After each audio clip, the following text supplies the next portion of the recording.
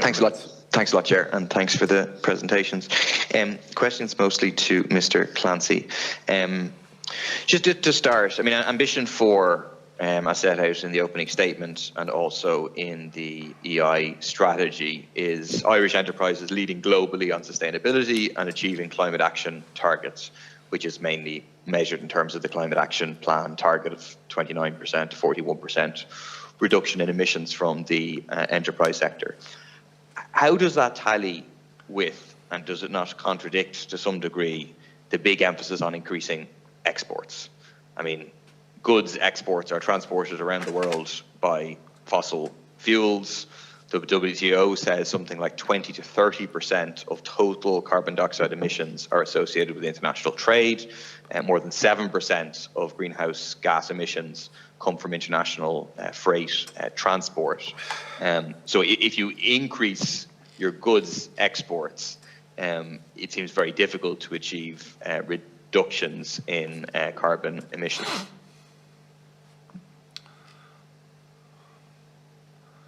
Sorry, Mr. Clancy. Apologies, Deputy. Thank you for the question.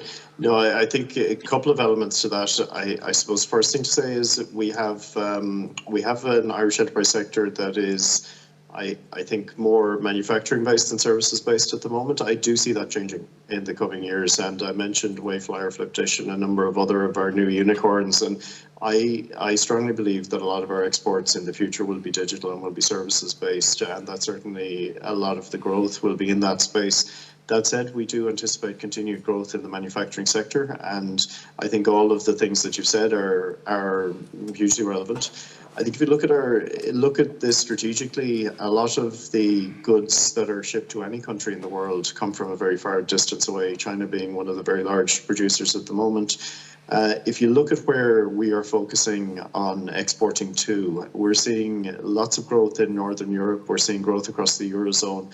Those will continue to be key growth locations, and they're locations that our exports to them may actually compete with exports from even further away. So I think in that context, Ireland will still be a greener choice for exports from those locations. And I think coupled with that, we are and increasingly with the Climate Action Plan, we are a high quality jurisdiction in terms of our adherence to laws and regulations and traceability of carbon in particular in this case. And I think that will stand to us in terms of how Ireland can stand up and make the case that we certainly have an industry that's greener. And I know many of our clients are thinking about their supply chains in terms of Scope 1, Scope 2 and Scope 3 emissions. I think we can and are looking at plans both for offsets and reductions in carbon. So I think it's a fair question, but I'd say you have to look at the global context in order to answer it fully, Deputy, and then also have to look at the services and digital opportunities that are before us, which I think are going to grow very significantly. Thanks a lot. I mean, we just transporting goods at the moment uses a lot of fossil fuels, and it is one of the most difficult sectors to decarbonise. That's according to the OECD's International Transport Forum. They predict that trade-related freight transport emissions will rise fourfold by 2050, which again goes contrary to the whole world's goal. And I see what you're saying about, oh, well, we're going to replace, you know, it's going to be people in Northern Europe will be buying things from Ireland instead of buying them from China, and therefore overall will reduce. But I don't think that China is similarly planning for that, though the whole world plans to continue to compete on the basis of exporting more and more stuff. I mean, do you know, what's the breakdown between air freight and sea freight in terms of goods exporting Irish companies? Because there is quite a difference. Air is much more carbon intensive than sea. I don't have the numbers, Deputy, to hand, obviously, but we can certainly take a look and see if we can find any trace of that. What I would say though is probably it's much more sea-based. You know, if you look at our export base, predominantly food, engineering areas like that. So definitely much more sea-based than air-based in terms of the goods. And to be honest, that's gone to some of the heart of some of the challenges that Irish enterprise has seen in the past 18 months, in particular with costs of containers and supply chains going up significantly. So it's certainly more sea-based, but I wouldn't have a breakdown of the figures exactly in that regard. Yeah, thanks. I mean, I'm not expecting you to have the figures here, but let me ask the question: do you have the figures in the office? Are they figures that are collected by Enterprise Ireland? Because surely these things should factor into funding and grant decisions about, if you're serious about Ambition 4, surely you should take into account how goods are being exported and whether that's something you want to promote and invest in and so on. Yeah, I'm also not sure that we have the data on sea versus air in our client survey. We do survey our clients in terms of their business costs and their inputs and their exports annually. That survey is going on at the moment. It's certainly something we can take on board and have a look at.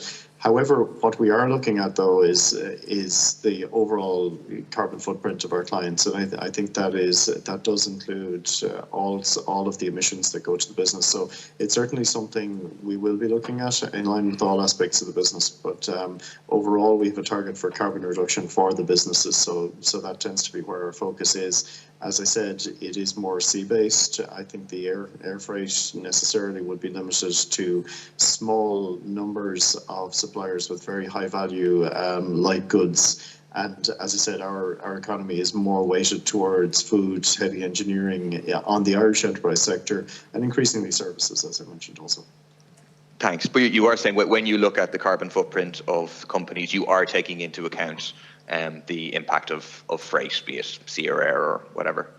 I'm not sure whether we do, how far we take that into account, but certainly it's a question that I can look into and come back to the committee. I don't know how far we go, and this does depend. We're at the early stages of measuring our carbon impact for a number of our clients. So you'll see under the Climate Action Plan we have targets around some of the emitting sectors, so we will certainly be looking at that.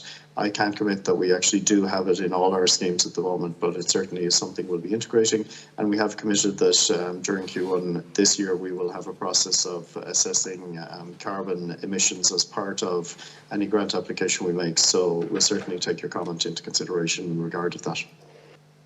Thanks. I mean, surely you'd accept it would be bizarre not to include the impact of freight when you're looking at the total environmental impact of a company. If they're set up to export goods, I mean, that is an integral part of it.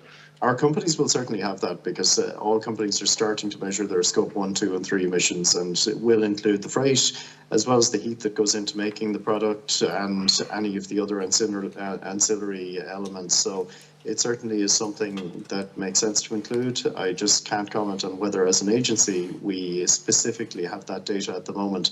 But I know from talking to all our clients, sustainability is top of mind. And just to say, I mean, sustainability is going to be absolutely vital to our clients and carbon footprint and carbon emissions in terms of how they sell into their supply chains. So what we're seeing is that the market is pulling clients in that direction. So I'm absolutely certain that the data exists. What I can't commit to is just what we have specifically, Deputy, but you make an excellent point and it is something we'll take on board. Thanks very much. Thanks a lot. Can I just ask one kind of overarching question, which is kind of where I'm very quickly, Deputy, your time is up. Is that do you not see that it would make more sense to focus on promoting consumption and production here, like the Look for Local scheme, as opposed to this emphasis on exports? No, I think so overall we are a small island economy, Deputy. I think it really is important for us to be active in global markets. You know, if you look at some of our peers around the world, I think there is no economy of less than 10 million people that would say anything different. You know, we're part of a trading bloc, we're very fortunate in that, but we are a small economy, and for businesses to grow and thrive and prosper, they need to be export oriented, I think, from the start, particularly those that are in leading edge economies. So I think the focus on exports is right and proper. It certainly has led to increased prosperity on the island. I don't think in the context of globalization and all the progress we've made as a global economy over the last 50 years in particular, reverting to a hyper-localized economy would serve us well, and I think it would damage our economy severely if we took that approach. So I am firmly of the view that we continue to be an export-led economy, and that's right and proper, and I think the opportunities for prosperity and the opportunity for the flourishing of all our citizens is strengthened by that. Thanks very much. Thanks a lot. That's the answer you wanted, perhaps, but it's a firmly held view of mine. Thank you. Thanks, Mr. Clancy. Thanks, and Deputy Murphy.